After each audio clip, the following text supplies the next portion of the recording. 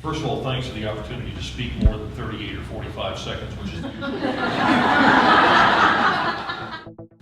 critical things to take into account. Some of you are taking notes. Do that. These points will come up again. 1, who is your client? 2, whom do you want to reach? 3, who in the radio news field offers the best chance of reaching that audience? It's fairly simple. 1's pretty straightforward. So is 2. 3 takes a little work.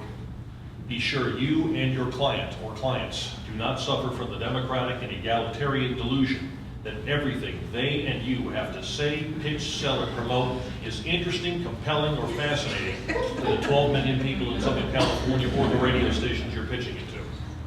We've got 1,440 minutes of news to fill or time to fill every day. That doesn't mean that we can't be very selective about what we put on the air. We've got a limited number of staff and reporters, a total of about 45 in the station, about 8 to 10 out in the field. If we get something which clearly states to us that you don't know who you're talking to, we will never listen to you again. And it's not because we're cruel or we're sadists or any of that stuff. We only, we've got 38 to 45 seconds.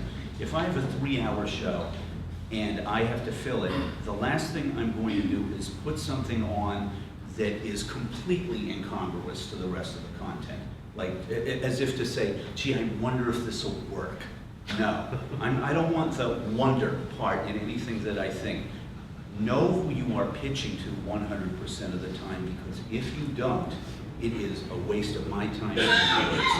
And if you do it more than once, chances are we see that little email come up from you gets deleted immediately. And I will actually go so far as to tag you to go directly into my junk mailbox. And you will never see the light of day in my mailbox again. You know, because we have only a half-hour daily show, and then 8-minute segments in the morning, we're very much driven by the news. So unless your product or your company has something to say to A, a national audience, B, an audience that is not that is actually bifurcated into very unsophisticated people who listen to our program because it's fun. They don't necessarily have much interest in business, but somehow we make it interesting to them, and they know they need to know a lot of this stuff. But we also have a huge audience on Wall Street. So you have to be able to walk that line of interest, and it's a very fine line to walk. So if you're pitching something, you need to be able to draw in both a sophisticated audience and a not so sophisticated audience. And the more you help me do that, the greater the chance I might actually look at your press release.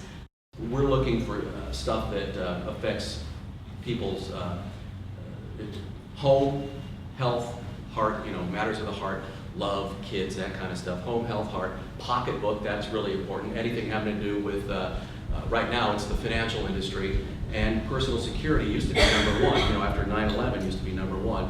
But it used to just always be home, health, heart, and pocketbook, and then we added personal security. But if it has anything to do with those, a lot of times we're interested in that.